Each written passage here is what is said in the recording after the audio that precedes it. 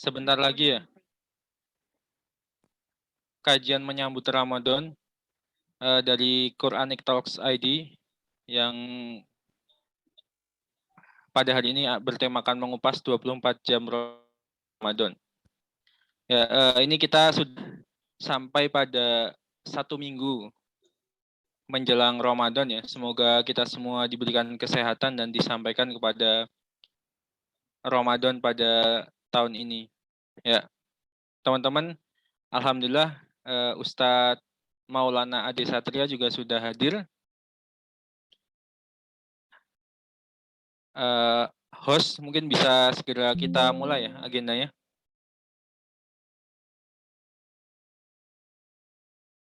Ya, sebelumnya mari kita buka agenda kajian menyambut Ramadan Quranic Talks ID pada sore hari ini dengan bacaan basmalah. Ya, Assalamualaikum warahmatullahi wabarakatuh. Innal hamdalillah nahmaduhu wa nasta'inuhu wa nastaghfiruh wa na'udzubillahi min syururi anfusina wa min sayyiati a'malina. May yahdihillahu fala mudhillalah wa may yudhlil fala hadiyalah. Amma ba'du. Pertama-tama marilah kita panjatkan puja dan puji syukur kita kehadirat Allah Subhanahu wa taala, zat yang membolak-balikan hati dan memberikan hidayah kepada siapa yang ditunjuknya. Yang kedua, salawat serta salam marilah kita sampaikan kepada Nabi besar kita Nabi Muhammad sallallahu alaihi wasallam beserta keluarganya, sahabatnya, tabi'in, tabi'ut tabi'in, dan semua pengikutnya yang masih menunaikan sunnahnya hingga saat ini. Jazakumullah khairan katsir untuk teman-teman semua yang sudah meluangkan waktunya ya di agenda kita pada sore hari ini, kajian menyambut Ramadan. Insya Allah ini adalah seri terakhir ya, dari 4 sesi kajian dari Quranic Talks ID dalam agenda menyambut Ramadan. Mungkin kalau teman-teman ada yang baru bergabung, Quranic Talks ID ini adalah sebuah komunitas ya, komunitas yang bergerak di bidang syiar Islam, utamanya kayak ini ya, melalui kajian-kajian dan juga riset-riset terkait dengan Al-Quran gitu kan. Dan ini adalah sebuah komunitas yang terbentuk dari teman-teman HIMPAS, Himpunan Mahasiswa Muslim Pasca Sarjana Universitas Gadjah Mada, HIMPAS UGM ya, dan bekerja sama dengan teman-teman komunitas yang lain juga. Ya, Ustadz Satria sudah on? Cek, masuk suara saya? Ya, masuk Ustadz. Ya, sebelum memulai kajian pada sore hari ini, marilah kita perdengarkan dahulu ya tilawah Al-Quran yang akan dibawakan oleh Surya Insano ST Al-Hafiz. Monggo Ustadz Surya. Ya, suara saya dengar ya, Mas? Ya, terdengar jelas Ustadz. Ya, Assalamualaikum warahmatullahi wabarakatuh. Waalaikumsalam warahmatullahi wabarakatuh. Ya, saya coba baca surat Al-Baqarah ayat 183 sampai 186. Mohon didengarkan dan disimak dengan baik. A'udzu billahi minasyaitonir rajim. Bismillahirrahmanirrahim. Ya أيها الذين آمنوا كتب عليكم الصيام كما كتب على الذين من قبلكم لعلكم أياما معدودات فمن كان منكم مريضا أو على سفر فعدة من أيام أخر وعلى الذين يطيقونه فدية طعام مسكين فمن تطوع خيرا فهو خير له وأن تصوموا خير لكم إن كنتم تعلمون شهر رمضان الذي أنزل فيه القرآن هدى للناس وبينات من والفرقان فمن شهد منكم الشهر فليصمه ومن كان مريضا أو على سفر فعدة من أيام أخر يريد الله بكم اليسر ولا يريد بكم العسر ولتكملوا العدة ولتكبروا الله على ما هداكم ولعلكم تشكرون وإذا سألك عبادي عني فإني قريب أجيب دعوة الداعي إذا دعاني فليستجيبوا لي وليؤمنوا بي لعلهم يرشدون صدق الله العظيم. Aku berlindung kepada Allah dari godaan syaitan yang terkutuk dengan nama Allah yang Maha Pengasih, Maha Penyayang. Wahai orang-orang yang beriman, diwajibkan atas kamu berpuasa sebagaimana diwajibkan atas orang-orang sebelum kamu agar kamu bertakwa, yaitu dalam beberapa hari tertentu. Barang siapa di antara kamu sakit atau dalam perjalanan lalu ia berbuka, maka wajib baginya mengganti sebanyak hari yang ditinggalkan itu pada hari-hari yang lain. Dan wajib bagi orang yang berat menjalankannya, wajib membayar fidyah, yaitu memberi makan seberapa dengan kerelaan hati mengerjakan kebajikan, maka itu lebih baik baginya. Lebih baik bagimu jika mengetahui.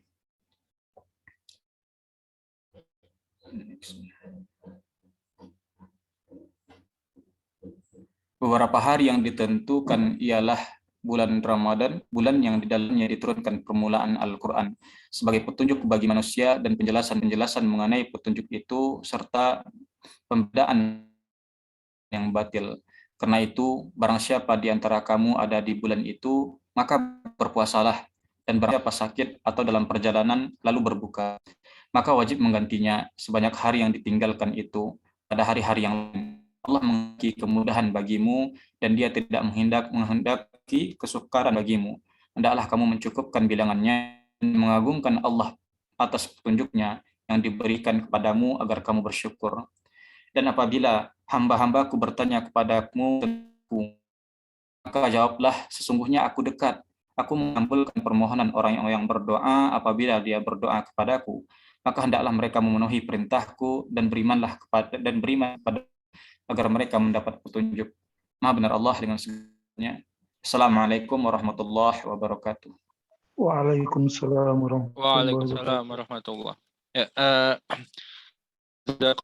Allah khairan kepada Ustadz Surya Insano pengantar kajian kita pada sore hari ini tadi ya. Sebuah ayat tentang puasa yang mungkin harus kita coba untuk refreshing lagi ya terkait dengan pemaknaannya. Ya, selanjutnya insya Allah kita sudah dibersamai oleh Ustadz Maulana Ade Satria Al-Hafiz juga ya. Ya, alhamdulillah sore hari ini kita dua orang Hafiz, semoga bisa memberikan motivasi juga untuk kita yang lain dalam menghafalkan Al-Quran. Ya, insya Allah sore hari ini kita akan coba untuk mengupas ya keseharian Rasulullah selama bulan Ramadan kan.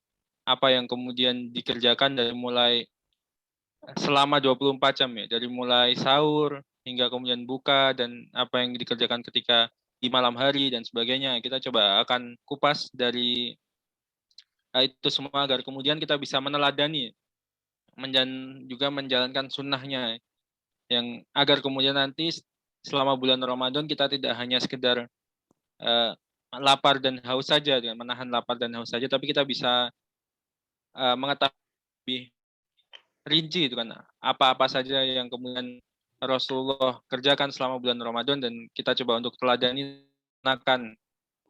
ketika nanti Allah kita dipertemukan dengan bulan Ramadan.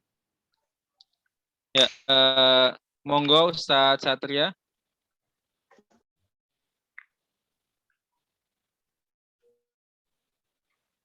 Bismillahirrahmanirrahim. Assalamualaikum warahmatullahi wabarakatuh. Waalaikumsalam warahmatullahi wabarakatuh. Alhamdulillah nahmadu wa nasta'in wa nastaghfiruh wa na'udzu billahi min shururi anfusina min sayyiati a'malina may yahdihillahu fala mudilla lahu wa may yudlil fala hadiya lahu. Asyhadu an la ilaha illallah wahdahu la syarika lahu wa asyhadu anna Muhammadan abduhu wa rasuluhu la nabiyya wa la rasula ba'da ma ba'du. Sebelumnya boleh tolong jadikan host mungkin.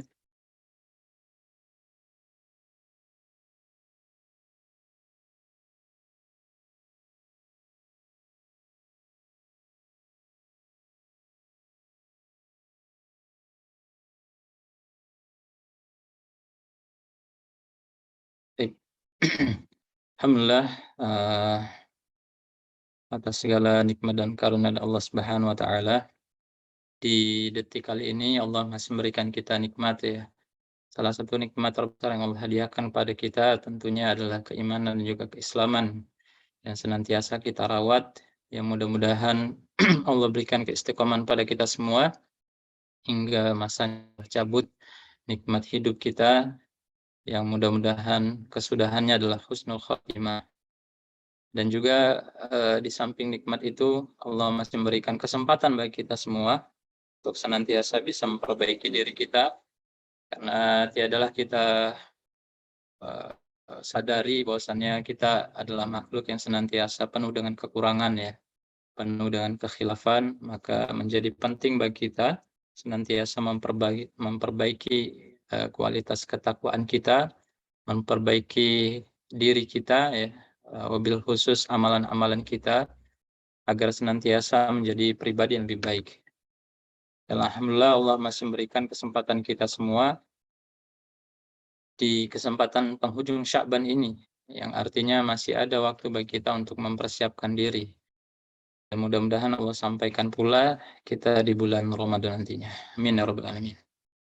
Baik, teman-teman rahmat Allah Subhanahu wa taala, izinkan kami mungkin sedikit mengurai satu materi yang mungkin sudah sering tentang Ramadannya Rasulullah SAW, tapi nanti mungkin kita sedikit masuk kepada hal-hal yang kiranya teknis yang beliau lakukan selama 24 jam ya, selama di seharian beliau, dan juga nanti kita bahas di bulan Ramadan secara umum. Baik teman-teman rahmati Allah Subhanahu wa taala, kepada pokok materinya, kita perlu mengetahui dulu ya bahwasannya perintah ataupun syariat puasa Ramadan yang Allah turunkan kepada Muhammad SAW ketika itu terjadi di bulan Sya'ban ya, tepatnya di tahun kedua Hijriah. Artinya fase puasa Ramadan ini terjadi di fase Madaniyah ya, setelah Rasulullah dan juga para sahabat itu hijrah. Nah, barulah syariat itu diturunkan ya, syariat puasa. Nah, ini berbeda tentu dengan syariat salat ya, yang diturunkan sebelum proses hijrah itu sendiri. Nah, tetapi ketika kita memaknai syariat ya, tentu bukan sekedar ritual belaka gitu ya, sebagaimana misalkan salat gitu ya. Salat bukan sekedar aktivitas gerakan berdiri, ruku', sujud, dan berdiri lagi dan sambil mengucapkan zikir-zikir di dalamnya. Tetapi kita ketahui bahwasannya setiap syariat Allah turunkan pasti ada ruh kebaikannya gitu ya. Ruh nilainya yang menjadi satu semangat dalam kita melaksanakan ibadah tersebut ya. Maka mungkin bisa kita bayangkan kalau kita menjalankan banyak syariat yang Allah turunkan kepada kita semua, tanpa adanya ruh ya, Mungkin bisa kita bayangkan kita akan melaksanakan seluruh syariat itu dengan mungkin penuh beban, ya, sebagaimana orang yang sholat itu ya, tatkala dia tidak memahami ruh sholat gitu ya, mungkin dia akan merasa sholat itu adalah kewajiban, ya, sholat itu adalah suatu beban yang harus dia tunaikan segera, maka tatkala sudah dia tunaikan sholat tersebut, telah tuntaslah kewajibannya. Nah, tetapi Allah Subhanahu wa taala tidak menjadikan sholat dengan ruh yang demikian itu. Artinya ruh yang sekedar kewajiban kita gugurkan belaka. Tapi misalkan dalam syariat sholat Allah jadikan ya, nah sholata tanha 'anil fahsya'i wal munkar. Nah, maka ruh sholat inilah yang pada akhirnya mengantarkan kita menjadi pribadi yang baik. Apa itu? Yakni kita senantiasa melakukan kebaikan, amar ma'ruf dan juga nahi mungkar gitu ya. Maka tatkala kita masih berbuat kebalikannya gitu ya dari yang Allah capai, yang Allah ingin capai dari syariat tersebut, maka ketahuilah mungkin kita belum memakai itu gitu ya. Sebagaimana sholat gitu ya. Kalau ternyata selepas sholat kita masih melakukan keburukan gitu ya, masih melakukan sesuatu yang dilarang Allah Subhanahu wa taala, nah maka ketahuilah mungkin roh syariatnya ketataran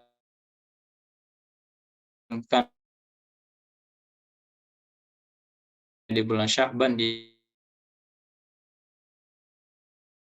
Ta'ala menurut lainnya gitu ya. Nah, ini menjadi menarik gitu ya.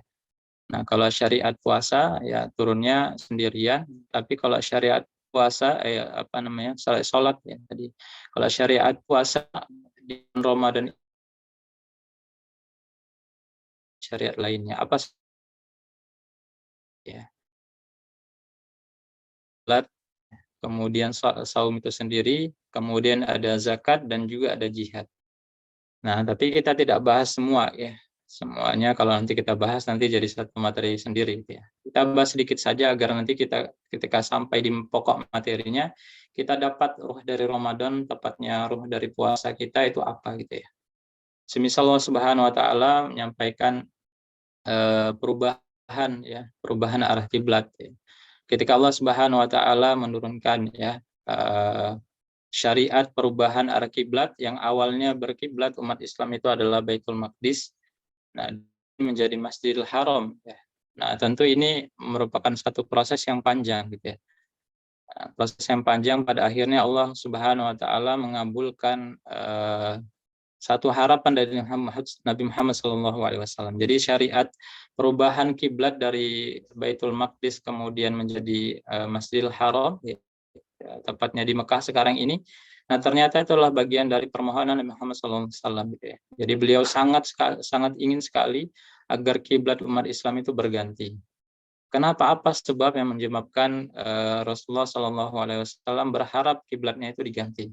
Karena tatkala beliau itu berdakwah di Mekah, orang-orang Yahudi dan orang-orang kafir ketika itu, orang-orang kafir Quraisy ketika itu, mereka begitu menghina dakwah Nabi Muhammad SAW sampai satu perkataan mereka menyampaikan ya orientasi dakwahnya Nabi Muhammad SAW mungkin berbeda dengan kita itu. Tapi ada satu kesamaan ya sampai sekarang masih sama ya. Ya ini arah kiblat ya. Tenang aja gitu ya. Selama arah kiblat masih sama berarti dakwahnya itu tidak membahayakan lah gitu ya bahasa kita. Nah, jadi ketika itulah Muhammad SAW terus berdoa kepada Allah Subhanahu wa taala hingga Allah Subhanahu wa taala mengabulkan ya permintaan Muhammad SAW dan mengganti arah kiblat. Nah, ini pokok perkara arah kiblat itu adalah Nabi Muhammad SAW tidak menginginkan ya syariat ataupun kita ya khususnya umat Islam ketika itu disamakan dengan orang-orang kafir ya ini orang-orang Yahudi ketika itu ya yang selalu mereka mengolok-olok arah kiblatnya sama dan seterusnya. Jadi karena dasar itulah Nabi Muhammad SAW tidak ingin bahwasannya kiblat kita sama dengan orang-orang Yahudi. Inilah ruh syariat dari perubahan arah kiblat. Tentu ketika terjadi perubahan arah kiblat tersebut terjadi pergejolakan juga di tubuh kaum muslimin gitu ya, sampai mereka dihina gitu ya, sampai dikatakan ya ada perkataan-perkataan yang membuat itu beberapa kaum muslimin itu merasa sakit hatinya gitu ya. Salah satu perkataan yang disampaikan ya, Kalau saja mereka bertanya, sebenarnya yang benar itu yang mana sih gitu ya? Baitul Maqdis kah atau Masjidil Haram kah gitu ya. Nah, bayangkan kalau ada yang salah jawab gitu ya. Kalau ada yang jawab mungkin Baitul Maqdis yang benar gitu ya. Nah, berarti syariat yang baru itu adalah keliru gitu.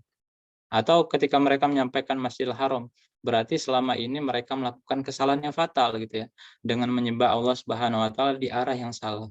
Nah, jadi kedua hal ini dipertentangkan ya orang-orang Yahudi ketika itu, dan mereka merasa berbahagia sekali gitu ya, ketika terjadi perubahan arah kiblat tersebut, karena ini menjadi satu peluang mereka untuk mencela syariat ketika itu. Dan Muhammad SAW menjawab ketika itu bahwasannya perubahan ini didasari atas perintah dari Allah Subhanahu wa taala. Memang terkadang jawaban itu tidak sesuai dengan logika gitu ya. Karena memang agama ini tidak dibangun seutuhnya dengan dasar logika belaka gitu ya. Artinya kalau semuanya berdasar logika berbahaya juga gitu ya. Misalkan syariat Ali bin Abi Thalib menyampaikan gitu ya. Kenapa sih syariat yang mungkin di perjalanan atau lagi kemah gitu ya menggunakan sepatu gitu. Kenapa syariat digunakan ketika kita membersihkan telapak kaki itu syariatnya mengatakan kita membersihkan di atas telapak kakinya gitu ya, bukan di bawahnya gitu ya. Padahal kan yang berpotensi kena najis itu di bawah gitu ya. Nah, ini kalau kita mengandalkan logika maka tentu banyak sekali syariat yang berseberangan dengan perintah dari Allah Subhanahu wa taala. Nah, ini satu contoh gitu ya. Contoh ketika Allah menurunkan perintah perubahan arah kiblat, salah satu ruhnya adalah agar kita tidak mengikuti kiblatnya kaum Yahudi ketika itu. Tapi bukan berarti pula kita menafikan keutamaan dari Masjidil Aqsa gitu ya. Nah, karena keutamaan 3 masjid disampaikan Muhammad SAW ada 3 gitu ya, Nabi Masjid Nabawi gitu ya, Masjid Al-Haram gitu, dan juga Masjidil Aqsa. Nah, begitupun Allah sampaikan ya perintah tentang ya ayyuhalladzina amanu kutiba alaikumusyiyamu kama kutiba alal ladzina min qablikum la'allakum tattaqun. Perintah tatkala Allah Subhanahu wa taala menyampaikan tentang perintah berpuasa di bulan Ramadan. Nah, tentu ini bukan sekedar aktivitas menahan belaka gitu ya, menahan makan dan minum seolah-olah itu menjadi sesuatu yang selesai gitu ya. Tetapi jauh lebih besar daripada itu, Allah Subhanahu wa taala menjanjikan gitu ya, salah satu ruh dari puasa ini adalah menjadikan kita la'allakum tattaqun. Menjadikan kita pribadi yang takwa. Apa itu takwa? Ya, kalau secara akar katanya takwa itu berasal dari kata waw ya, dan juga qaf dan ya gitu, atau wikoya gitu ya. Nah, wikoya secara umum bisa diterjemahkan sebagai langkah-langkah preventif gitu ya. Kalau di dalam pendidikan di kedokteran itu adalah ada istilah wikoyatul tibbun gitu ya, atau istilah pencegahan ya yang bisa kita lakukan di dalam dunia kedokteran. Artinya sebelum terjadinya penyakit ya, ada pencegahan-pencegahan yang bisa kita lakukan. Nah, secara makna wikoya itu bermakna preventif, tindakan preventif. Ya. Nah, jadi output terbesar dari ketakwaan itu adalah menjadikan kita memiliki satu benteng gitu, barrier gitu ya, terhadap apa? Terhadap keburukan, terhadap godaan-godaan yang kiranya membuat kita lengah atau berpaling dari Allah Subhanahu wa taala. Inilah salah satu ruh dari syariat puasa yang Allah turunkan, menjadikan kita pribadi-pribadi yang takwa. Atau dalam redaksi lain Abu Hurairah radhiyallahu anhu menyampaikan bahwasannya takwa itu ya, tatkala engkau melewati jalan yang berduri, engkau berjalan dengan penuh kehati-hatian agar kiranya engkau tidak mengenai duri tersebut. Dan inilah salah satu ruh atau nilai dari ketakwaan itu sendiri. Dan inilah yang diharapkan Allah Subhanahu wa taala ketika kita menjalankan syariat puasa. Jadi bukan sekedar menahan makan ya, enggak makan dan minum dari terbit fajar sampai maghrib gitu ya. Tidak sekedar itu, tapi output terbesarnya menjadikan kita menjadi pribadi yang bertakwa. Artinya apa? Kalau parameternya puasanya Muhammad SAW ketika diparameterkan dengan ketakwaan, ketika beliau menjalankan aktivitas ibadah, ada peningkatan-peningkatan di sana. Ketika beliau Shallallahu Alaihi Wasallam menjalankan ibadah di bulan-bulan lainnya, berbeda ketika di bulan puasa, di bulan Ramadan. Dan begitu pun ketika di awal dengan di akhir Ramadan, beliau itu juga berbeda, ya, perlakuan ataupun tingkat kualitas dan juga kuantitas ibadahnya. Jadi ada peningkatan. Nah, ini yang kita harapkan dari satu momentum ya syariat puasa tepatnya di bulan Ramadan nanti, yang mudah-mudahan menjadi syariat yang menghadirkan ruh ya bagi diri kita. Baik teman-teman rahmati Allah Subhanahu wa taala. Nah, ini tentu ya ketika kita berusaha menghadirkan ruh tersebut ya, nah kita akan berhadapan dengan satu realita-realita dalam kehidupan kita. Nah, misalkan ke satu realita ya dalam kehidupan kita bahwasannya yang menjadi satu satu hadis favorit bagi sebagian orang gitu ya. Kenapa hadis favorit? Karena ini menjadikan gacoan dirinya gitu ya, bahwasannya hadis tentang orang-orang yang tidur di saat ibadah di bulan puasa, di saat di bulan Ramadan, maka dianggap sebagai ibadah. Apakah benar demikian gitu ya? Nah, kita ambil hadisnya ya. Namusaimi ibadun wa sumtuhu wa tafun wa amaluhu mudha'afun wa du'auhu mustajabun wa dzambuhu maghfurun. Jadi tidurnya orang-orang puasa adalah ibadah, diamnya adalah tasbih, amal ibadahnya dilipat gandakan, doanya dikabulkan dan dosa-dosanya diampuni. Nah, hadis ini diriwayatkan oleh Baihaqi. Meskipun nanti kalau dalam kekuatan hadisnya ada yang menggolongkan ini sebagai hadisul dhaif, hadis yang dhaif, yang artinya kedudukannya bagi sebagian orang ini dinafikan. Tapi kalau dalam sebagian orang, kalau hadis dhaif ya dalam tataran untuk amalan-amalan sifatnya itu ibadah yang fadilatul amal ya, keutamaan beramal, maka diperkenankan. Nah, tapi apakah benar ataukah apakah seperti apa sebenarnya pemaknaan tidurnya orang yang puasa itu dikatakan sebagai ibadah? Nah, tentu ini berdasarkan ilmu ya, bukan hawa nafsu. Kalau kita berdasarkan hawa nafsu, kita ambil hadisnya, kita terapkan sesuai dengan seenaknya diri kita gitu ya. Kalau kita capek sedikit langsung tidur.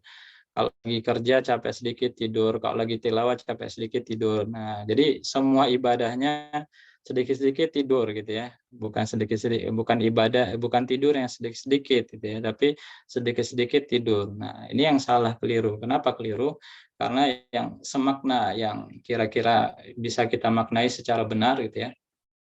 Bahwasannya kalau Imam Ghazali menyampaikan salah satu adab dalam orang menjalankan ibadah puasa adalah tidak memperbanyak tidur di siang hari. Nah, ini salah satu adab ya. Nah, tetapi bagaimana kita pakai hadis tadi gitu ya. Jadi hadis tadi bisa kita maknai ya, tidur itu bisa bermakna negatif gitu. Kalau konteksnya diri kita itu menjadikan tidur itu sebagai kesempatan untuk bermalas-malasan gitu ya. Kita nggak ibadah, kita nggak bekerja, kita nggak melakukan sesuatu kebaikan apapun, dan kita lebih fokus karena perut kita kosong, yang penting tidur gitu ya. Nah, beranggapan tidur itu ibadah. Nah, ini menjadikan sesuatu yang nilainya negatif ya, karena tidur dipersepsikan ya untuk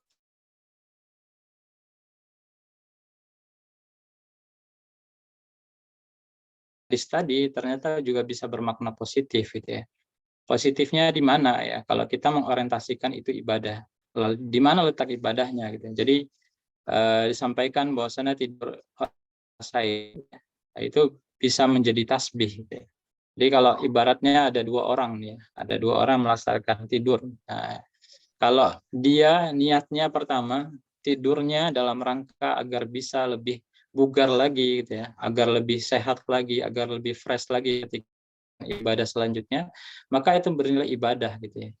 Jadi niatnya agar ketika menjalankan ibadah lainnya menjadi fresh. Misalkan ya, orang yang tidur siang gitu ya, dalam rangka nanti ketika malamnya dia bisa lebih panjang, bisa lebih lama, bisa lebih kuat gitu. Maka di situ akan menjadi nilai ibadah. Ya. Dan yang kedua, misalkan ada orang yang dihadapkan dengan satu kondisi, misalkan lingkungannya gitu, lingkungannya mengajak dia untuk berbuat keburukan gitu ya, berbuat keburukan, ajakan-ajakan keburukan gitu ya, apalagi misalkan mengadakan majelis ghibah gitu ya, atau majelis-majelis yang lain yang berorientasi kepada hal-hal yang dilarang oleh Allah Subhanahu Wa Taala, dan dia memilih untuk tidur, maka di hal itu dengan niat itu maka bisa dikatakan itu sebagai bernilai ibadah. Ibadahnya di mana? Ibadahnya menghindari keburukan. Nah, jadi ibadah tidur itu ya bisa menjadikan salah satu orientasi ibadah kita gitu ya, kalau dimaknai secara benar gitu ya, dan bukan menjadi pembenaran gitu ya. Sedikit kita capek tidur gitu, nah, itu yang pembenaran yang keliru. Tapi kalau sejauh yang kita memiliki tujuan yang lebih baik gitu ya, menghindari keburukan dan agar mencapai kemaslahatan lebih besar gitu, maka tidur itu dapat menjadi satu ibadah bagi orang-orang berpuasa. Nah, tentu kita maknai bahwasannya di bulan Ramadan ibadah kita nggak hanya tidur gitu ya, dan tidur itu hanya selingan gitu ya. Nanti kita sedikit bahas ya bagaimana sih sebenarnya 24 jamnya Rasulullah SAW gitu ya. Apakah beliau itu banyak tidurnya gitu ya? Apakah seperti apa nanti kualitas ibadah beliau? Nah, jadi kita perlu mengukur juga gitu ya. Bagaimana kira ya, orang-orang yang berpuasa itu sendiri. Nah, jadi seperti tadi ya kita sampaikan, ruhnya puasa itu adalah mencapai derajat ketakwaan gitu ya. Nah, ada mungkin di tengah-tengah kita atau bahkan kita pernah melakukannya gitu ya. Kami shaimin laisa lahu min siyamihi illa ju' ya. Jadi banyak sekali orang-orang berpuasa tapi dia nggak dapat apa-apa gitu ya. Kecuali dia dapat laparnya iya gitu ya. Dapat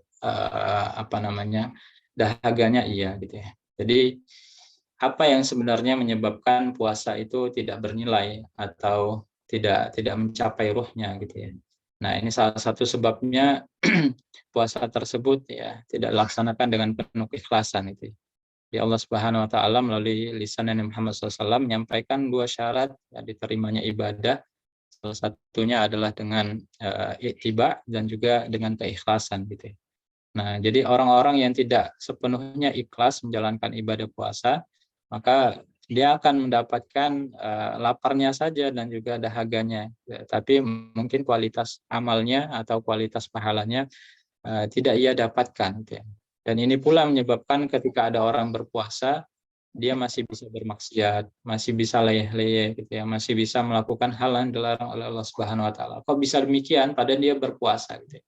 Karena tadi salah satu sebabnya ya, dia tidak melaksanakan dengan penuh keikhlasan gitu. Nah, sehingga tidak didapatkan ruh dari puasa tersebut. Nah, inilah idenya orang-orang yang berpuasa, kualitas orang-orang berpuasa mata Allah Subhanahu wa taala. Nah, terus seperti apa sih kualitasnya puasanya Muhammad sallallahu alaihi wasallam gitu ya. Nah, jadi beliau sallallahu alaihi wasallam sampaikan ketika orang yang man Ramadan iman wa ihtisaban ghufira lahu ma taqaddama min dzambi. Jadi siapa yang berpuasa Ramadan atas dasar keimanan dan mengharap ridha Allah Subhanahu wa taala atau mengharap pahala dari Allah Subhanahu wa taala, maka dosa-dosa yang telah lalu akan diampuni Allah Subhanahu wa taala. Jadi ada dua ya setidaknya yang perlu kita siapkan dari momen Ramadan nanti, atau kualitasnya puasa Nabi Muhammad SAW dilandasi dengan dua hal ini gitu. Iman dan juga ihtisab. Iman itu seperti apa? Iman ya sepenuhnya kita meyakini akan kewajiban puasa itu sendiri. Nah, tentu keyakinan akan keimanan akan puasa ini tidak sekedar yakin ya, tapi nanti korelasi orang-orang yang beriman itu adalah amal solih ya. Seperti mana Allah menyampaikan ayyuhalladzina amanu. Nah, tidak berhenti sampai di situ ya, tidak berhenti sampai orang beriman saja, tapi Allah sempurnakan kutiba alaikumusiyam. Nah, jadi Allah sempurnakan amal solihnya. Jadi orang-orang beriman tentu sepakat dengan amalnya gitu ya. Dan juga ihtisab ya, senantiasa mengharapkan dari Allah Subhanahu wa taala pahalanya. Nah, beda mungkin kualitas puasa anak kecil gitu ya. Mungkin zaman-zaman kita SD, TK gitu ya. Yang kita berpuasa itu karena iming-iming gitu ya. Iming-iming supaya tabungannya nambah, THR-nya nambah. Tidak mas merangka untuk melatih diri. Tapi kita yang sudah segede ini masa iya gitu ya. Niatnya ataupun harapannya hanya sebatas keduniaan begitu saja gitu ya. Tentu itu sangat-sangat rendah sekali di mata Allah Subhanahu wa taala. Tatkala kita wa may yurid tsawabal dunya nu'tihi minha, nah kita akan mendapatkan sesuai apa yang kita cita-citakan. Kalau kita pengen dunia, ya Allah akan berikan dunia tersebut. Tapi wa may yuridu tsawabal akhirati nazid lahu fiha, maka Allah akan tambahkan kenikmatan yang Allah berikan kepada kita tatkala Allah Subhanahu wa taala tatkala kita berniat ya setiap amal soleh kita sampai kepada akhirat ya, sampai kepada Allah Subhanahu wa taala. Jadi perbedaan sangat mencolok sekali itu ya. Nah, inilah kualitas puasanya Nabi Muhammad SAW ya, dilandasi dengan iman dan juga ihsan. Nah, agar kita kiranya bisa maksimalkan dan juga produktif ya di bulan Ramadan nanti, mungkin sekilas kita lihat ya jejak rekam beliau Shallallahu Alaihi Wasallam selama 24 jam penuh. Nah, ini mungkin saya sedikit sampaikan. Sejauh ini ya, saya pribadi belum menemukan 24 jam ya Rasulullah Shallallahu Alaihi Wasallam secara full gitu ya, maksudnya secara detail. Nah, tetapi yang mendekati detail adalah riwayat tatkala Rasulullah SAW jalankan 24 jam ya selama sehari ya, ini di berbagai bulan ya, termasuk nanti di bulan Ramadan. Nanti kita sedikit detailkan ya, bagaimana sih 24 jam Rasulullah SAW dikaitkan dengan Ramadan. Jadi nanti yang saya tampilkan adalah secara umum ya, 24 jam Rasulullah SAW ketika di keseharian beliau SAW seperti apa. Nah, sebelum sampai ke sana, jadi ini sedikit teknis penyesuaiannya. Kenapa kita butuh menyesuaikan? Karena di zaman Muhammad SAW ukurannya itu bukan jam, beda dengan kita sekarang gitu ya. Nah, makanya kita butuh permisalan-permisalan ya, berdasarkan hadis ataupun berdasarkan kalam-kalam yang disampaikan oleh para sahabat yang kiranya bisa membuat ukuran kita gitu ya.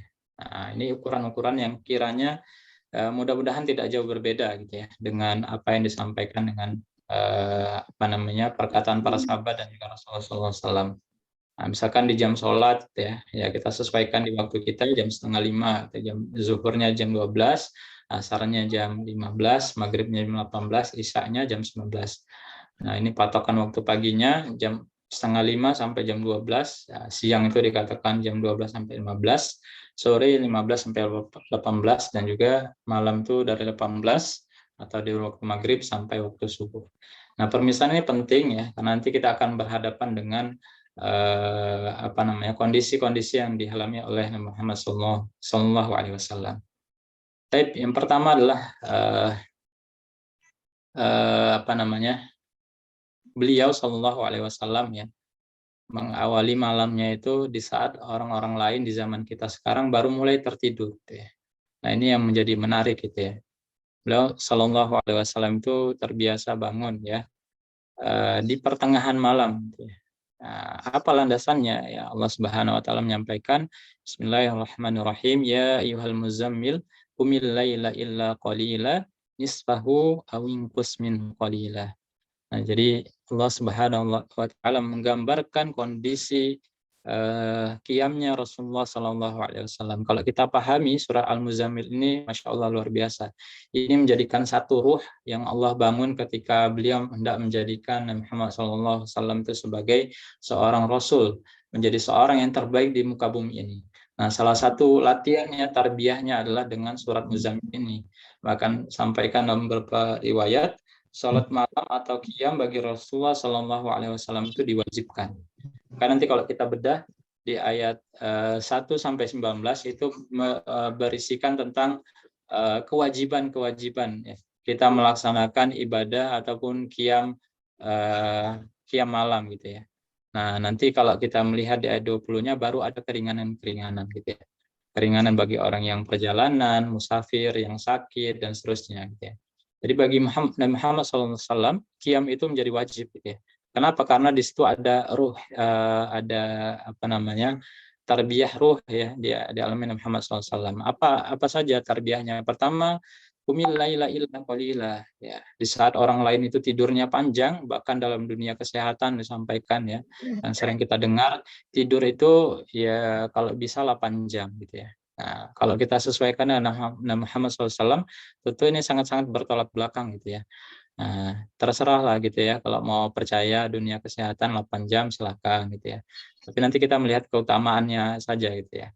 Jadi kalau beliau SAW itu memang diperintahkan sedikit tidur. Bahkan dalam riwayat lain, beliau SAW itu digambarkan tidurnya itu tidak seperti tidurnya kita gitu. Beliau tidur matanya terpejam tapi hatinya tidak gitu. Jadi makanya luar biasa, beliau itu gampang sekali untuk terbangun dan seterusnya gitu ya. Nah, kapan beliau terbangun? Nisfahu awingkus minhu qalila.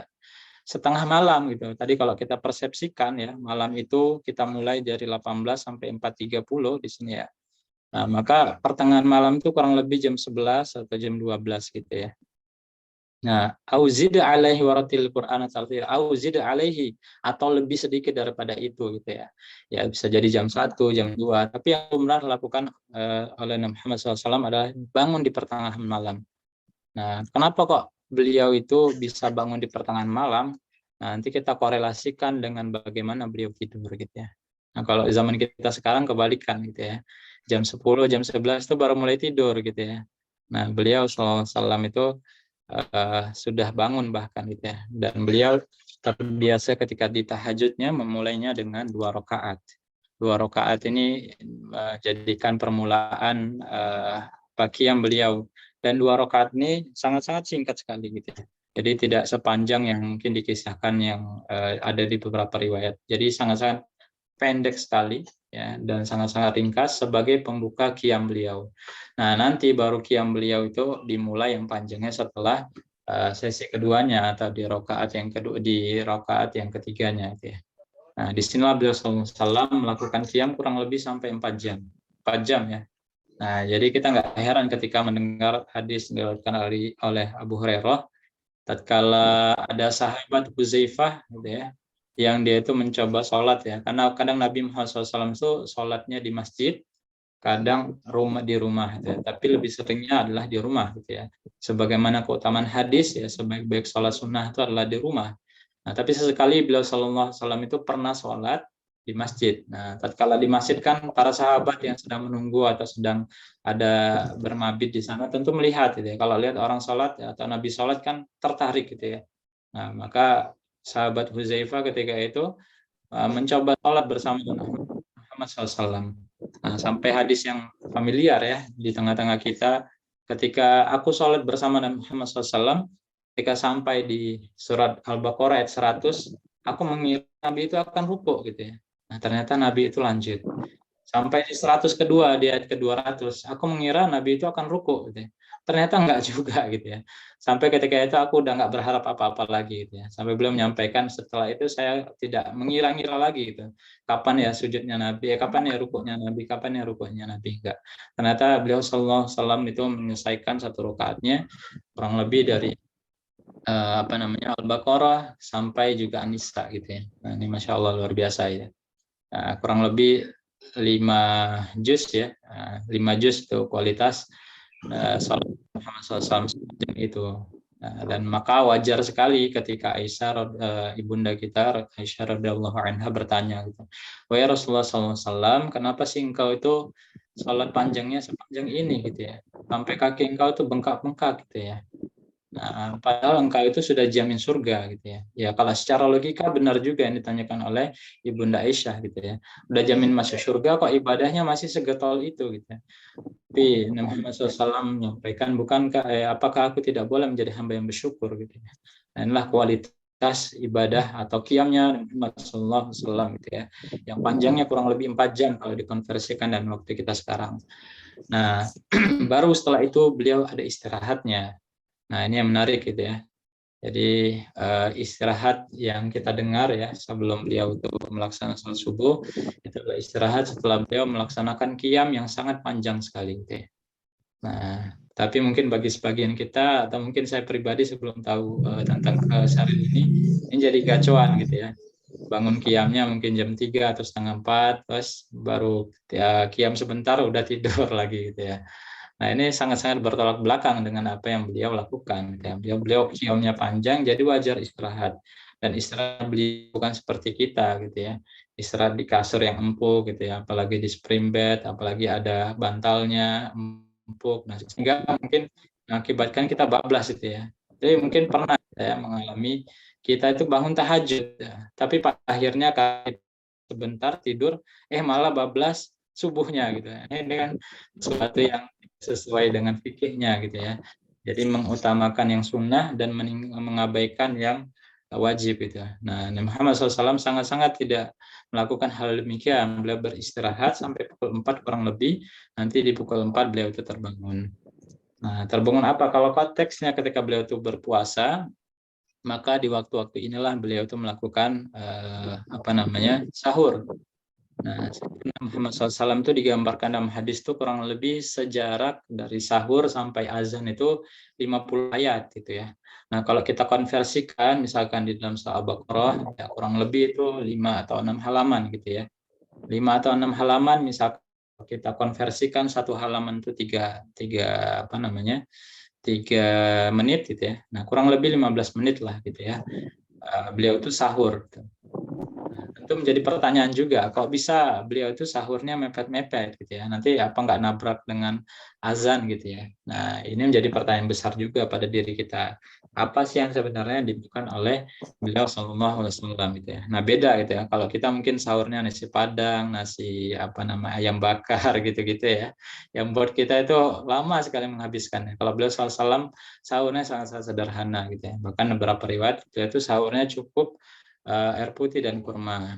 Nah, itu beberapa riwayat menyatakan demikian. Nah, tapi overall inilah kebiasaan Muhammad SAW gitu ya. Tatkala beliau bangun, nanti beliau itu melakukan sahur ya, mepet-mepet ya, kurang lebih 15 sampai 30 menit lah kalau konversi kita sekarang. Jadi bukan dengan waktu sahur yang terburu-buru di awal gitu ya. Bahkan sunnahnya adalah beliau itu terbiasa menyegerakan berbuka dan memperlambat sahur gitu ya. Karena hadisnya demikian gitu ya. Jadi bukan sahurnya jam 3 terus tidur lagi, sangat-sangat tidak sesuai dengan sunnah Muhammad SAW. Jadi bisa kita ukur gitu ya. Nah, kalau kita masih melakukan demikian, maka mari sama-sama kita perbaiki. Karena tidur setelah dalam keadaan yang kenyang itu juga berbahaya, ya. Berbahaya secara kesehatan, berbahaya pula bisa bablas subuhnya gitu ya. Kalau orang yang kenyang itu kan tidurnya lebih panjang gitu ya. Nah, jadi ini menjadikan satu indikator pula ya kualitas puasa Nabi Muhammad SAW yang beliau itu sahurnya itu menjelang ya terbitnya fajar. Dan ketika itu setelah terbitnya fajar ya nanti beliau itu kurang lebih di azan itu jam 4.30 gitu ya. Nah, di 4.30 kebiasaan yang menarik dari beliau SAW melakukan 4.30 sampai pukul 5. Jadi jaraknya itu setengah jam gitu ya. Kenapa setengah jam? Nah, kita bayangkan soalkan ya sedikit. Nah, beliau SAW itu ketika itu zamannya tidak ada penerangan yang memadai. Dan juga para sahabat ketika itu belum seperti kita sekarang. Kendaraannya belum ada motor, belum ada mobil. Gitu. Bahkan ada yang tanpa kendaraan ketika itu. Gitu ya. Jadi bisa dibayangkan ketika itu beliau menunda sholat sampai setengah jam. Ya, satu ukurannya pertama mempertimbangkan para sahabat. Ya. Para sahabat yang mungkin ada perjalanan jauh bisa datang, ya mungkin jaraknya 30 menit dari rumahnya. Nah, mereka itu bisa mempersiapkan atau mungkin mengukur gitu ya agar kiranya kan zaman dulu nggak ada waktu jam, jadi ukurannya berdasarkan dari kondisi cuaca seperti apa dan digambarkan kurang lebih pukul 5 lah baru dimulai sholat subuh. Tapi ada menarik gitu ya kebiasaan beliau gitu ya ketika setelah azan itu kan disunahkan juga ya sholat rakaat al-fajr khairum minad dunya wa ma fiha gitu ya. 2 rakaat di waktu fajar itu lebih baik daripada dunia seisinya. Digambarkan bahwasannya beliau Shallallahu Alaihi Wasallam itu tidak pernah kelewatan gitu ya.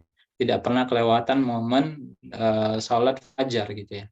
Salat 2 rakaat sebelum datangnya salat subuh. Salat fajar itu kapan? Kan banyak redaksi ya di tengah-tengah masyarakat. Ada yang bilang salat fajar itu jam 3 gitu ya. Tapi yang setahu kami ya yang beliau lakukan itu adalah ketika selesai azan dan sebelum subuh gitu. Artinya di qobliyah gitu ya. Nah, di qobliyah subuh itu sendiri.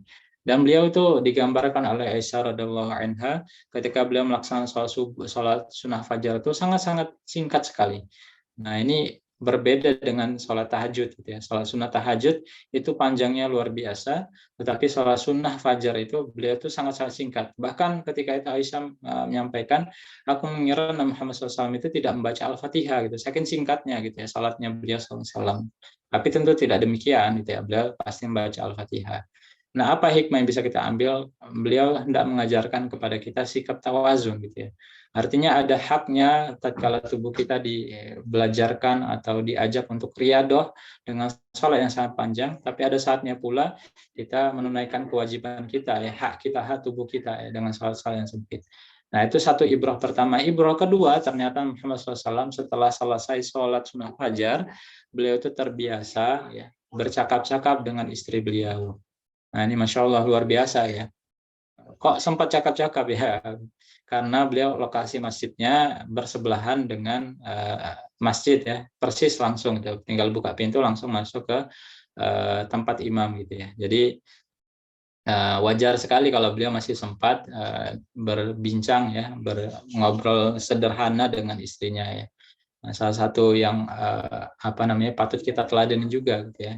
Nah, tapi tentu perlu kita ukur juga ya, bagi yang sudah berkeluarga, jangan sampai keasikan ngobrol tiba-tiba udah iqomat gitu ya, jadi telat. Nah, tentu ini tidak sesuai dengan apa yang beliau SAW lakukan. Nah, tatkala pukul 5 beliau SAW itu melakukan zikir gitu ya. Selesai sholat beliau itu melakukan zikir pagi ya, dan juga beliau mengadakan majelis pagi. Nah, ada yang berbeda dengan majelis ini. Majelis pagi ini beliau lebih kepada hal-hal yang sifatnya itu tanya-tanya kabar gitu. Karena sebulan kok nggak hadir gitu ya sholat. Makanya kan ada kisah-kisah yang kita dengar, kisah seorang sahabat yang tidak hadir dalam sholatnya, sholat berjemaahnya, kemudian Nabi Muhammad SAW tanyakan, kemana si fulan gitu ya. Nah, itu beliau SAW itu sampai sedetail itu gitu ya. Bahkan ketika beliau menunda sholat itu, beliau mempertimbangkan sahabat ini sudah semua yang hadir atau belum. Nah, insya Allah luar biasa ya. Beliau tuh di pagi harinya sungguh-sungguh sangat berkah sekali gitu. Nah, pagi harinya zikir, kemudian majelis pagi dengan obrolan-obrolan ringan sambil ditanyakan. Nah, karena di beberapa sahabat ketika itu ada yang bermimpi ya, berbagai macam mimpi. Nah, ada yang enggak konsultasi bahasa kita sekarang gitu ya. Nah, ada yang mencurahkan, ada yang menyatakan saya Rasul, saya mimpi ini gitu. Kemudian beliau takwil seperti apa mimpinya. Sampai itu di saat-saat isyraq ya, saat syuruk. Rasulullah SAW terbiasa syuruk pula gitu ya. Dan salah satu keutamaan syuruk adalah orang yang melakukan ibadah syuruk ya, menunggunya dengan zikir, dengan mengingat Allah Subhanahu wa taala sampai datangnya waktu syuruk itu sendiri. Nah, Allah akan berikan pahala seperti orang yang berumrah dan juga berhaji. Nabi Muhammad SAW sampaikan tamah itu sempurna. Masya Allah. Jadi kalau kita berkeinginan sekali gitu ya untuk bisa berumrah dan juga haji gitu ya. Nah, maka salah satu yang bisa kita lakukan ya, kalau misalkan kita masih terbatas dananya, mari kita rutinkan ya, salat syuruk atau isyraq ini waktu-waktu isyraq. Tentu mengisinya dengan hal ibadah gitu ya. Jangan sampai waktu habis subuh di masjid memang gitu ya, tapi diisinya dengan tidur itu nanti baru syuruk baru sholat. Nah, tentu keutamaannya berbeda gitu ya dengan orang-orang mengisinya dengan zikir, dengan tilawah, dengan berzikir dan seterusnya. Nah, mudah-mudahan Allah sampaikan keutamaan ini ya, bagaimana orang-orang yang Allah belum mampukan. Ya. Nah, sampai di pukul 6, Rasulullah SAW itu melakukan salat duha, silaturahim ya. Silaturahim mengunjungi istri-istri beliau. Jadi kan istri beliau itu kurang lebih ada 9 gitu ya. Dan beliau itu sungguh-sungguh sangat adil sekali. Nah, jadi adilnya beliau itu bukan perkara teori belaka gitu. Tapi beliau sangat-sangat menjalankan ini ya di tataran teknisnya. Rasulullah SAW itu mendatangi satu persatu istri beliau kurang lebih 10 sampai 15 menit ya. Sampai nanti di kesempatan terakhir disitulah beliau berhenti di kesempatan sesuai dengan jadwal dengan siapa beliau bermalam ya. Nah, beliau melaksanakan sholat duha pun di tempat istri yang nantinya misalkan sampai pukul 8 itu atau pukul berapa gitu ya di pertengahannya beliau itu sampai di rumah yang mana beliau itu sholat di sana gitu ya. Jadi beliau tetap sholat sunnahnya adalah di rumah. Nah, kemudian ada yang menarik dari beliau SAW ya, ketika pukul 8 ya sampai pukul 10 gitu ya. Kemudian sampai di rumah tempat istri yang mana dijadwalkan oleh beliau SAW. Nah, beliau terbiasa dalam hadis sampaikan oleh Aisyah radhiyallahu anha, ada yang bertanya, gimana sih Rasulullah SAW itu saat di rumah gitu. Ya, sesungguhnya Rasulullah SAW itu sama seperti kalian, ya. Beliau ya menjahit baju, beliau ya bantu istrinya, dan hal-hal lainnya yang sekiranya itu dilakukan oleh rumah tangga pada umumnya. Jadi jangan dibayangkan mentang-mentang Nabi dapat privilege gitu ya, nggak boleh nyentuh pakaian kotor gitu ya, nggak boleh nyentuh piring-piring kotor, enggak gitu. Jadi beliau seperti layaknya orang-orang yang berumah tangga pada umumnya, bantuin istrinya. Kemudian di tengah-tengah itu terkadang beliau juga menerima tamu-tamu yang datang di tempat atau di rumah beliau yang ketika itu dijadwalkan. Nah, singkat, ada yang menarik sampai di pukul 10. Di pukul 10 ini beliau melaksanakan satu majelis, ya, majelis duha. Nah, inilah kalau bahasa kita mungkin mengadakan taklim, ya, kajian Nabi Muhammad SAW di majelis duha. Nah, kalau satu waktu tertentu, terkadang beliau itu melaksanakannya kurang lebih 1 jam. Nah, kadang juga lebih cepat daripada itu, kalau ya, kalau ada yang butuh didatangi ya di tengah-tengah masyarakat. Mungkin ada yang mengadukan perkara, mungkin ada yang dapat mengundang beliau salam makan dan seterusnya. Karena di waktu inilah waktu-waktu makannya para sahabat ketika itu ya, di waktu sebelum zuhur. Nah, kemudian beliau terbiasa pula melaksanakan qailullah ya. Nah, ini kebiasaan yang bagus. Bahkan kalau beberapa penelitian menyampaikan qailullah ini kalau dalam dunia pekerjaan gitu ya, dampaknya luar biasa ternyata. Ketika orang itu beristirahat gitu ya, sejenak dan melanjutkan aktivitas kerjanya kembali di setelah siang itu atau setelah waktu zuhur itu, efektivitas kerjanya jauh meningkat gitu, dibandingkan orang-orang yang tidak melakukan istirahat, tidak ada jedanya, terus-terusan ya, mungkin jedanya hanya sholat terus lanjut kerja lagi. Nah, inilah kualitas beliau SAW luar biasa. Dia terbiasa setengah jam gitu ya, atau waktunya sangat singkat sekali ya. Kadang beliau itu di rumah, kadang itu beliau di masjid ya, tergantung kondisinya. Sampai di waktu lainnya di pukul 12 ya, kurang lebih azan dikumandangkan dan sama waktunya sekitar setengah jam gitu ya. Setengah jam beliau itu menunda sampai melihat para sahabat itu sudah pada siap, baru beliau memulai sholatnya. 12.30 sampai jam 1 beliau sholat dan juga berzikir ya, lanjutkan berzikir. Dan nanti ketika itu di pukul 1 ya, kalau beliau SAW belum sempat tidur siang, beliau menyempatkan gitu ya, tidur siang setelah ba'da zuhur dan durasinya tidak lama juga gitu ya.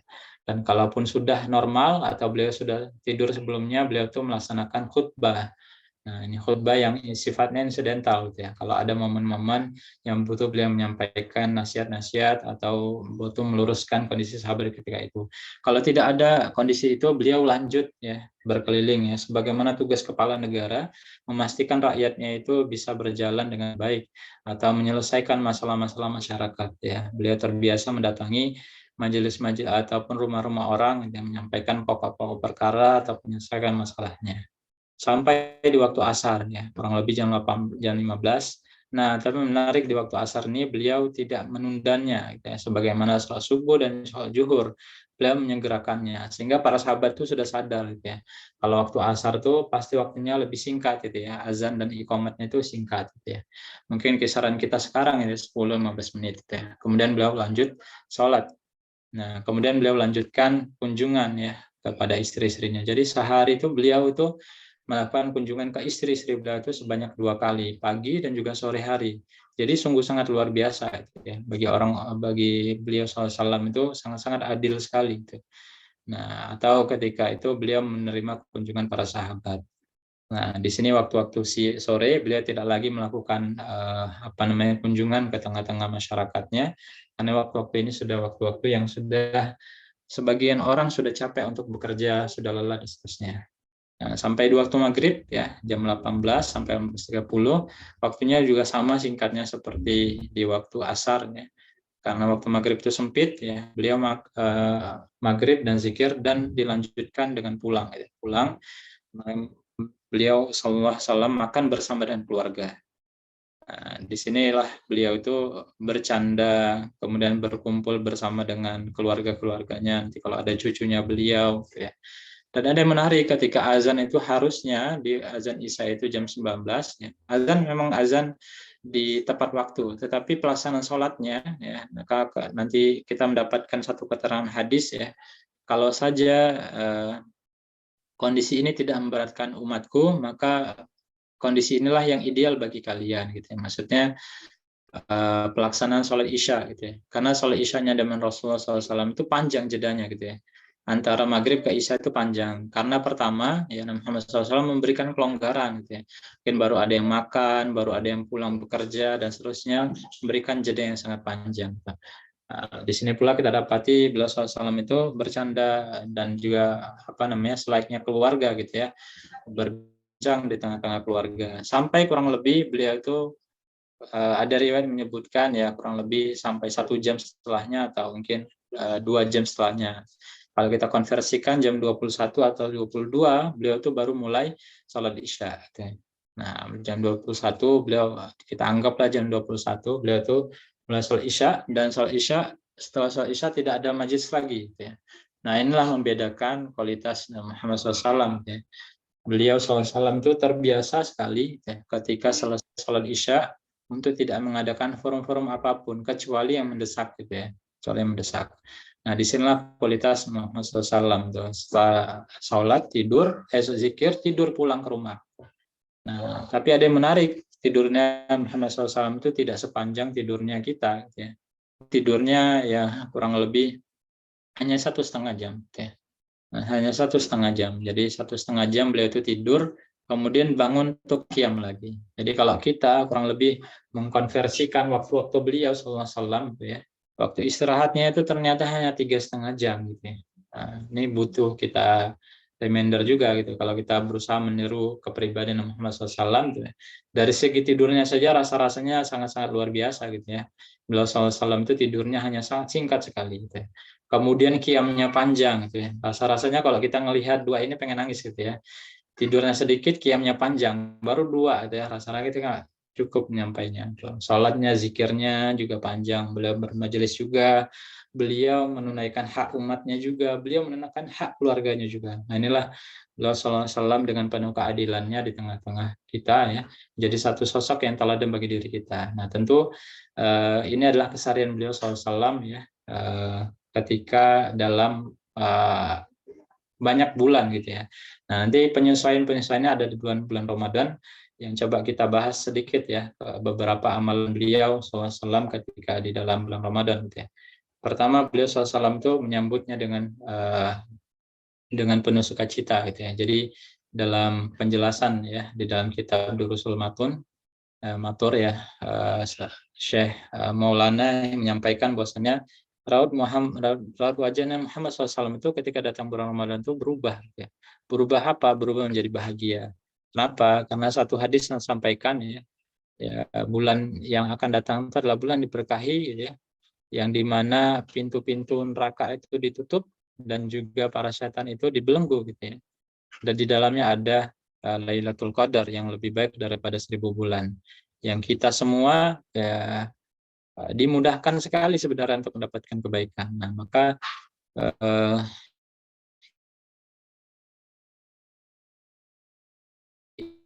satu perhatian ya tatkala nanti sampai bulan Ramadan ya, pertama yang harus kita hadirkan adalah perasaan bahagia. Bagaimana sih caranya kita bahagia? Ya seperti mana para sahabat ya.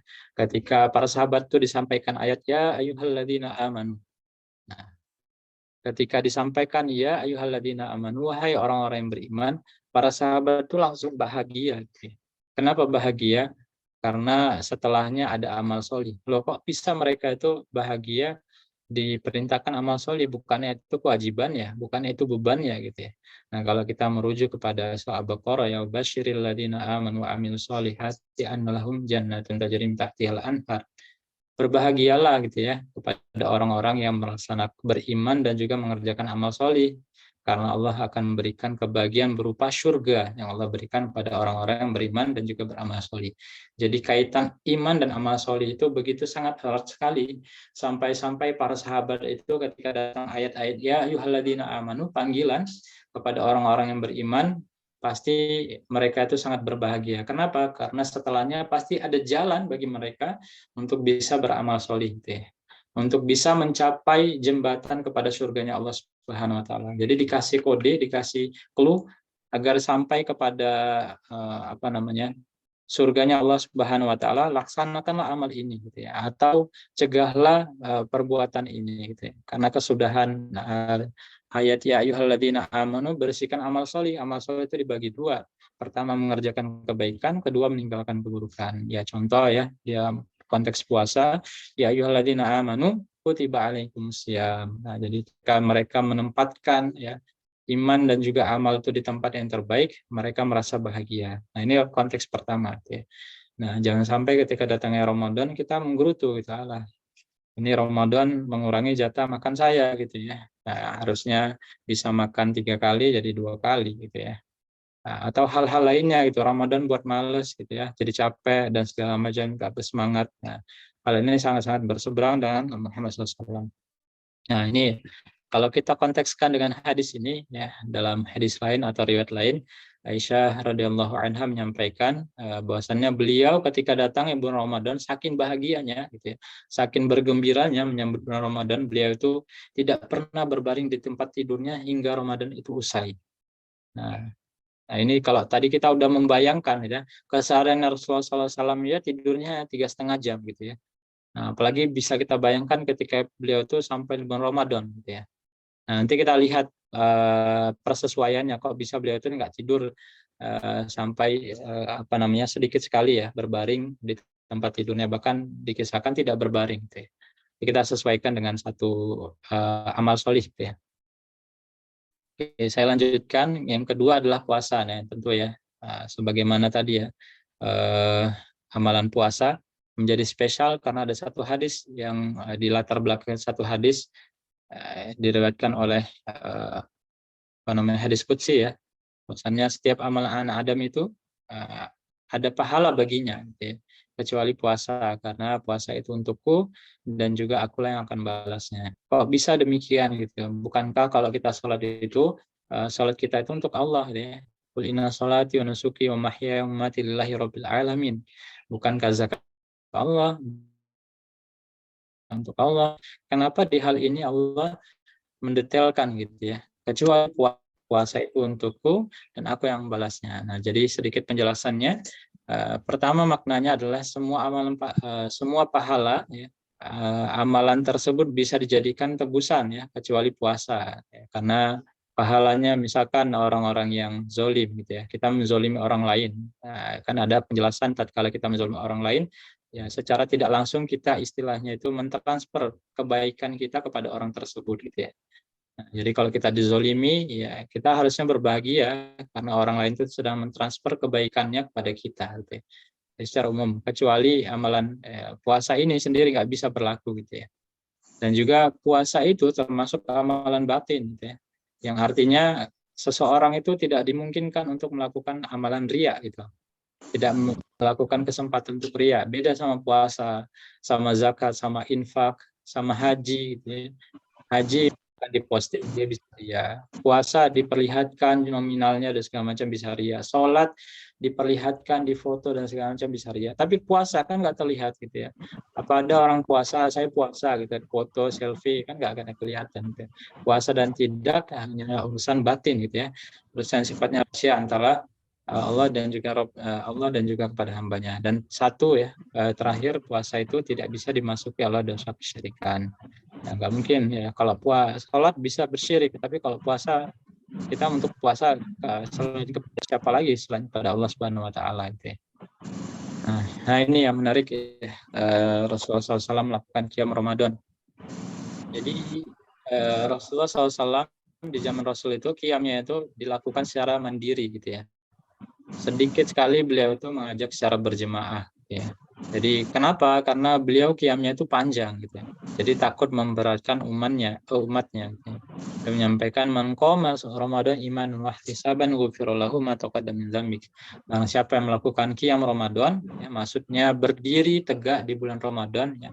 Maksudnya adalah tarawih kita itu sendiri. Nah, beliau itu terbiasa melakukan qiyam Ramadan, ya. Ya, kalau bahasa kita tuh sekarang tarawih, gitu ya. Atau di zamannya Khilafah Umar, nah itu mulai dikumpulkan kembali. Awalnya itu mandiri-mandiri atau ada yang buat secara berkelompok, gitu ya. Karena Nabi Muhammad SAW tidak ingin memberatkan umatnya. Tapi zamannya Umar karena melihat banyak orang, gitu ya, di masjid kok ada kelompok sana, ada rubuhnya sana, ya, imam masing-masing. Akhirnya ditunjuklah satu imam, gitu ya. Tunjuk satu imam, ya, mereka sholat, gitu ya. Maka nanti ada keterangan, ya, sholatnya atau sholat tarawihnya kurang lebih sebanyak 20 rakaat, ya, ditambah 3 sholat witir. Nah, itu salah satu keterangan. Meskipun nanti permasalahan bab berapa rakaat sholat tarawih, yaitu banyak sekali riwayatnya. Ada yang lumrah 8 rakaat, ada yang lumrah 20 rakaat, ada pula yang 36 rakaat, ada pula yang 100 rakaat. Nah, jadi jangan heran gitu ya kalau ada orang yang tarawihnya itu panjang sekali. Nah, bahkan satu, kalau tadi ya, kenapa jadikan 20? Karena Umar itu pengen memberi jeda gitu ya. Jadi nggak panjang, tapi nggak panjang sholatnya, qiyamnya, berdirinya, karena takut banyak yang nggak kuat, tapi dipanjangkan durasinya, jadi sempat untuk istirahat dan segala macam. Dan mereka melaksanakan qiyam itu kapan? Seperempat pertama mereka itu tidur, ya seperti mana kebiasaan Muhammad SAW tadi ya, habis maghrib gitu ya, menjelang di habis isya gitu ya. Nah, kemudian mereka beristirahat. Nah, baru mereka mengerjakannya di setengah malam. Nah, baru setelah selesai lagi kapan? Di seperempat terakhirnya.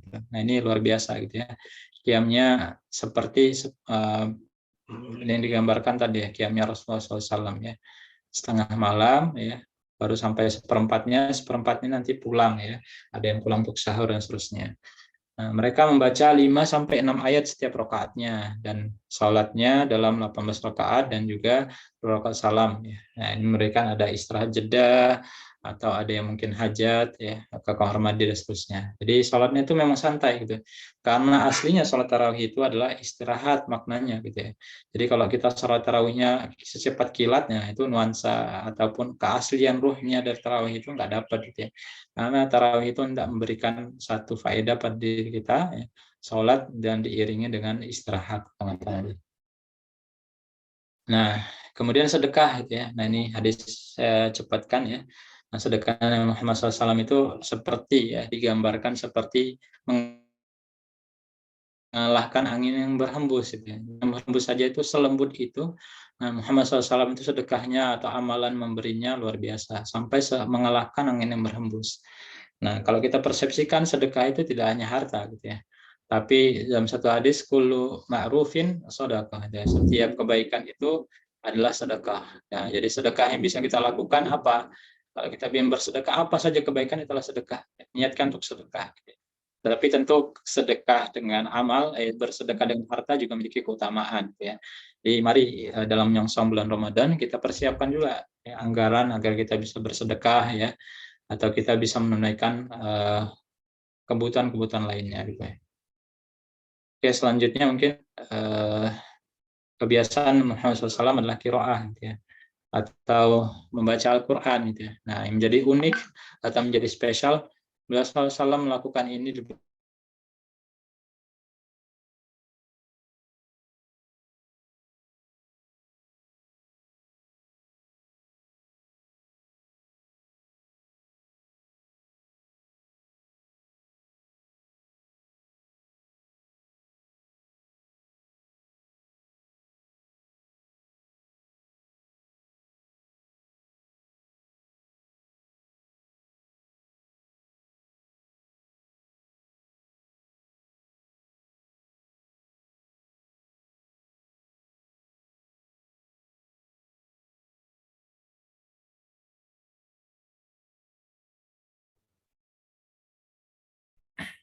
Suara Ustadznya hilang ya.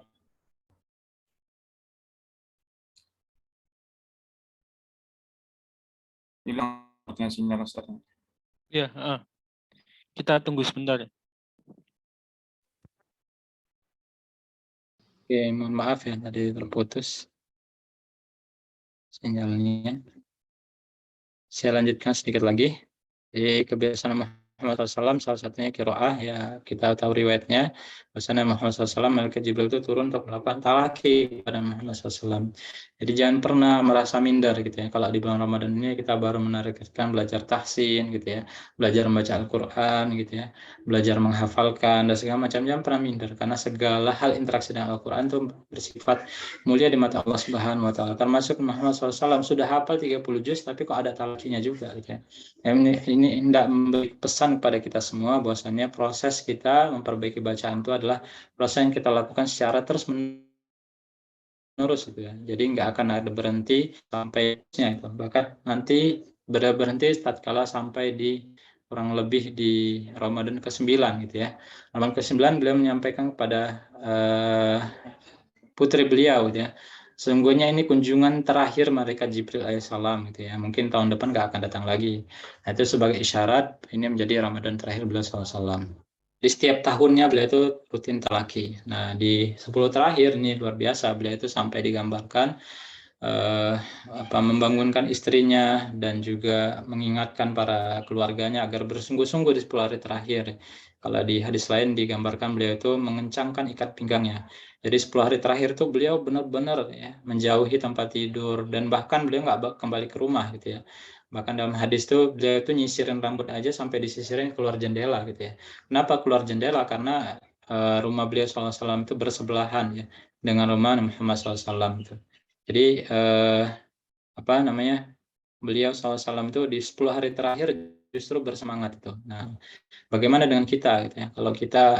Kalau berdasarkan data statistik gitu ya, justru orang Indonesia itu menjadi sangat-sangat konsumtif sekali justru di 10 hari terakhir di bulan Ramadan. Nah, ini menjadi pertanyaan besar gitu ya. Kenapa sih kita justru menjadi orang-orang yang konsumtif sekali gitu ya di 10 hari terakhir itu, padahal Nabi Muhammad SAW sangat menjauhi sekali hal tersebut itu.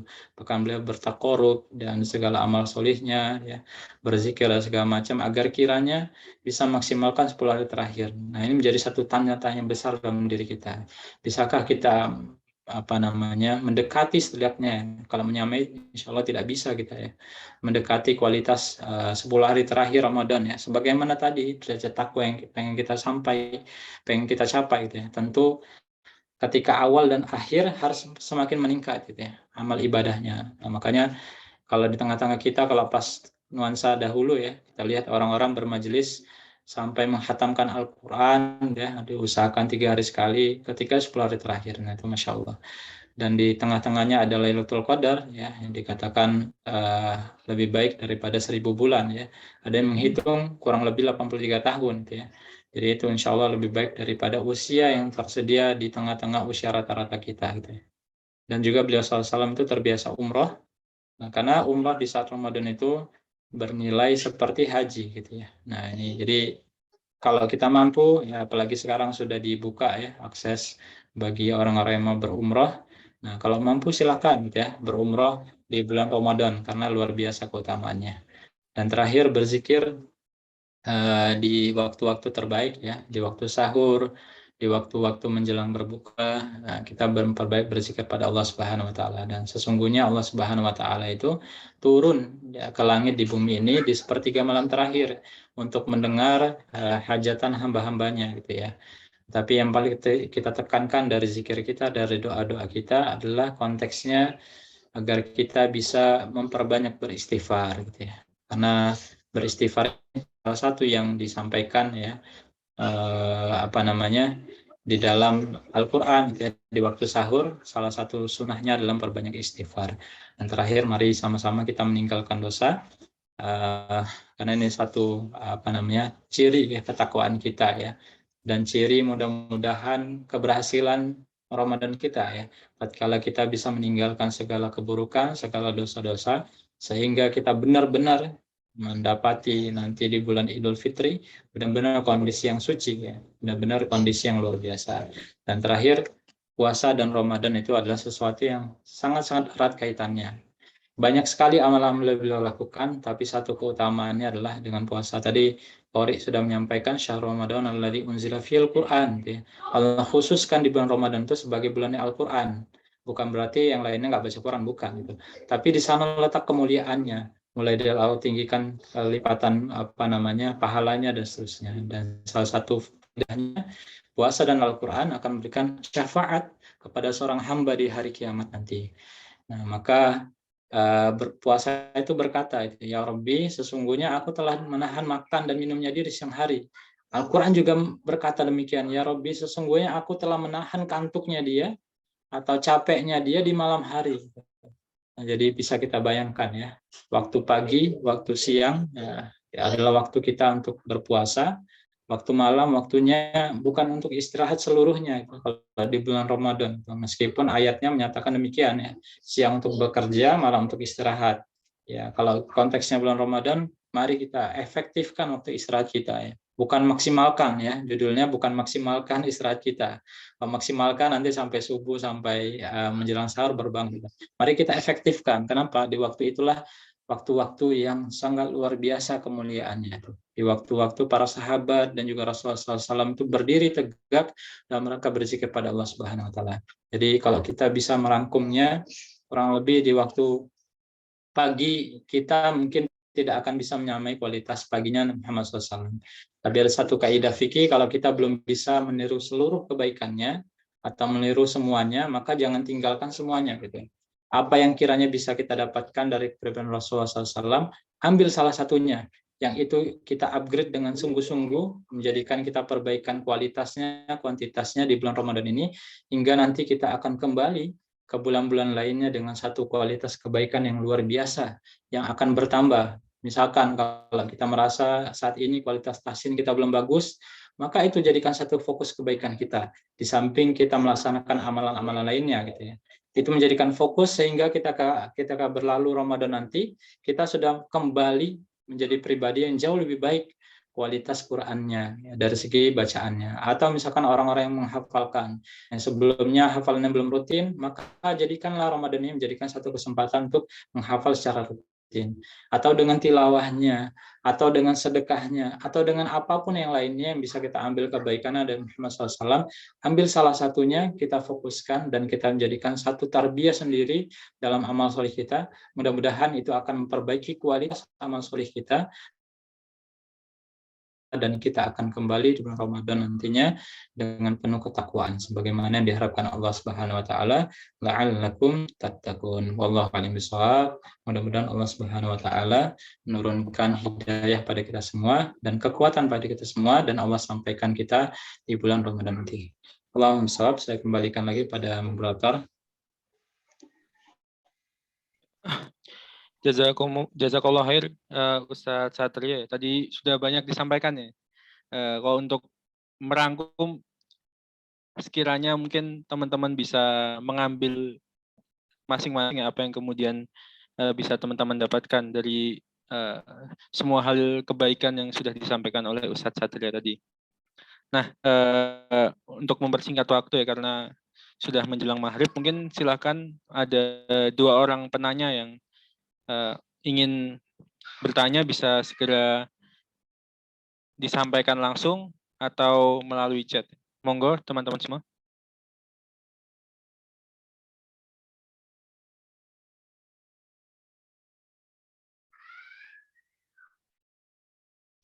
Ya, tadi kan sudah disampaikan secara detail ya, keseharian Rasulullah sejak bangun qiyamul lail sampai kemudian ba'da isya tidur dan kemudian bangun kembali, itu kan secara detail, bahkan apa saja hal menarik yang kemudian dilakukan Rasulullah dan bisa kita teladani ya. Tadi seperti meluangkan waktu untuk membantu istri dan sebagainya, itu kan suatu hal yang kemudian sekiranya bisa kita teladani. Ya, sekali lagi monggo teman-teman, jika ada yang ingin bertanya. Izin bertanya, Mas. Ya, silakan. Ya, yang pertama mungkin tadi PPT-nya sangat luar biasa, Ustaz. Kalau boleh di-share, kami dengan senang hati menerima. Dan yang kedua, ini Ramadan biasanya jadi suatu kebanggaan atau suatu hal yang dilakukan seorang muslim ya untuk mencapai target-target selama Ramadan nih biasanya, Ustaz. Dan banyak di antara kita yang memiliki target-target yang sangat luar biasa gitu. Nah, terkadang ada yang ingin menyelesaikan, mengkhatamkan Al-Quran 3 kali juz, 3 kali khatam selama Ramadan. Ada yang 1 kali khatam tapi dengan artinya dan mengambil maknanya, memahami maknanya. Dan ada yang mungkin mengkhususkan Ramadan untuk menghafal Al-Quran 1 juz tapi paham dan hafal gitu ya. Nah, ini bagaimana menurut pandangan atau pengalaman atau ilmu yang Ustadz bisa berikan ya? Bagaimana bagusnya ya? Apakah kita ikut atau bukan ikut ya? memilih yang mana bagusnya. Apakah kita ngambil yang 3 kali khatam, tapi hanya mengejar target-target seperti itu. Dan saya rasa memang setiap yang kita pilih itu ada kelebihannya masing-masing gitu. Tapi dari 3 hal ini kira-kira bagaimana? Mungkin itu.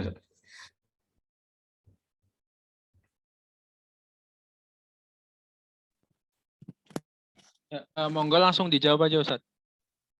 Ya, insya Allah ini menarik ya ketika kita mungkin di bulan Ramadan ini mempunyai targetan-targetan ya secara khusus. Nah, kami pernah menanyakan ini atau kami pernah mendengar jawaban yang semisal ya dari guru kami Ustaz Abdul Aziz Abdul Rauf. Mana sih yang lebih utama gitu ya? Orang yang membaca Al-Qur'an, menghafalkan atau mungkin mentadaburinya gitu ya. Kurang lebih kan seperti itu pertanyaannya.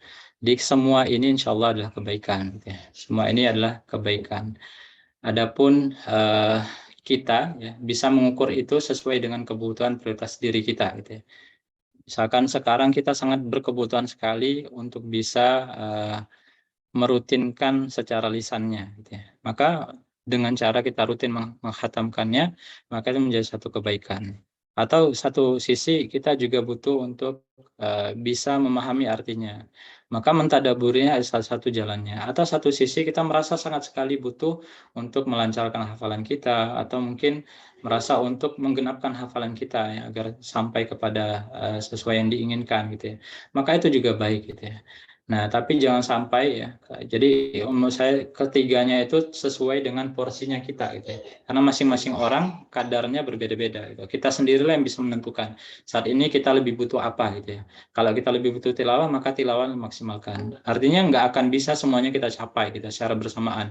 Kita tilawah 10 juz misalkan 3 kali khatam, kita juga menghafal Al-Qur'an, kita juga mentadaburinya ya.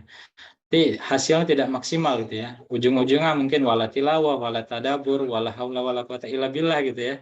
Nah, ini nauzubillah itu. Jangan sampai kita tidak melakukan apa-apa gitu. Lebih baik kita fokus salah satunya gitu ya. Yang itu sesuaikan dengan prioritas kita dan menjadi garis titik kesepakatan yang harus kita lakukan, lakukanlah dengan penuh keimanan gitu ya.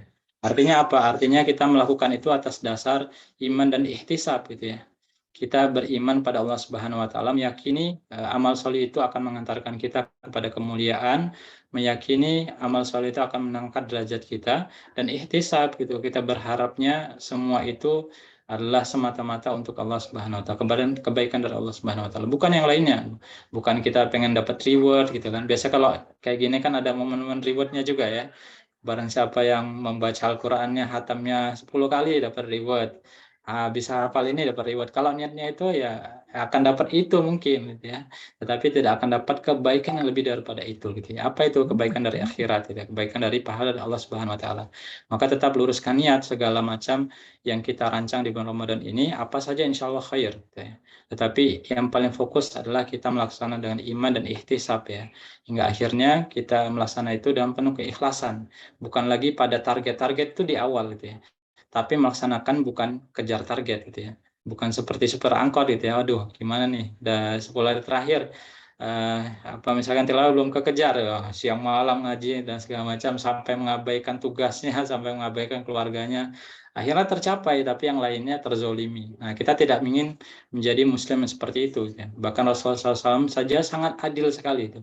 Beliau membagi waktu keluarganya, umatnya, membagi waktu pribadi beliau bertakarub dengan Allah Subhanahu Wa Taala. Nah, kita atur sendiri. Kita memang tidak bisa menyamai kualitas Muhammad SAW, tapi insya Allah kita bisa meniru kebaikan-kebaikan dari beliau SAW yang kiranya bisa kita sesuaikan dengan kondisi diri kita. Allahu a'lam. Ya, itu sekaligus menjawab pertanyaan di kolom chat ya. Ini ada yang chat tentang bagaimana cara agar dapat konsisten. Tadi saya kira sudah cukup menjawab apa yang disampaikan Ustadz Satria ya. Mungkin karena ini sudah mendekati maghrib dan di Wita juga sudah maghrib. Tadi barusan ada yang live dan menyampaikan bahwa di Wita sudah maghrib. Ya, itu jadi sekiranya teman-teman bisa mengambil banyak hal tadi yang sudah disampaikan oleh Ustadz Satria ya. Tapi yang paling kemudian saya ingin garis bawahi adalah bagaimana kemudian agar kita bisa fokus ya untuk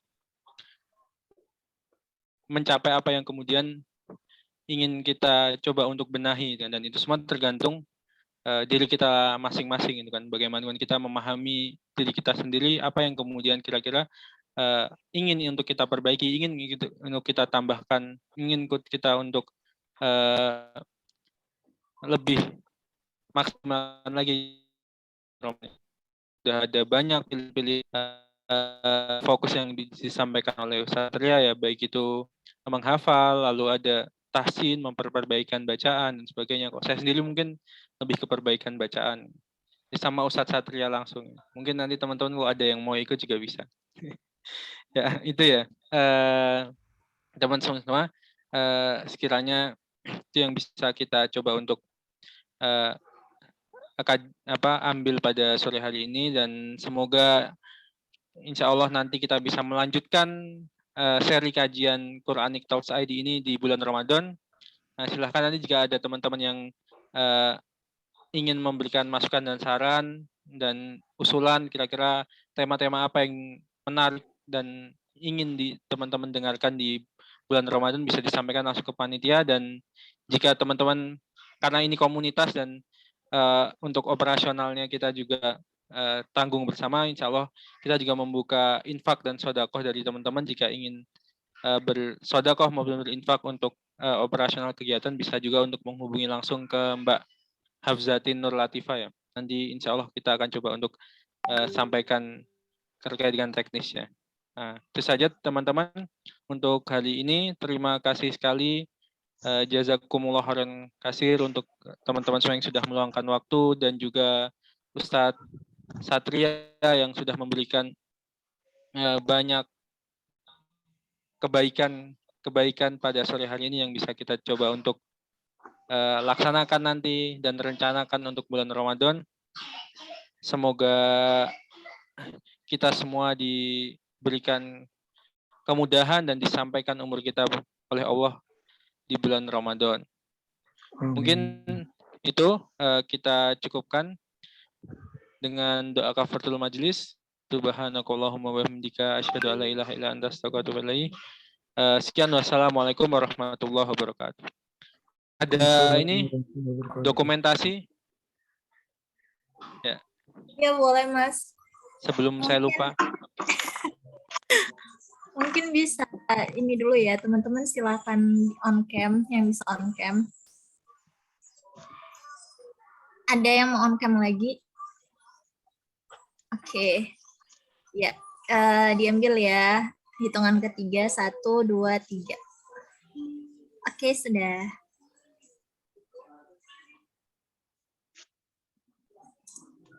Sudah Mas Dik. Oh ya, sudah ya. Sekali lagi jazakumullah khair kepada teman-teman semua. Nanti insya Allah ditunggu serial kajian Ramadannya dari Quranic Talks ID. Semoga kita doakan kami agar bisa terus istiqomah. Terus sekian, wassalamualaikum warahmatullahi wabarakatuh. Waalaikumsalam warahmatullahi wabarakatuh.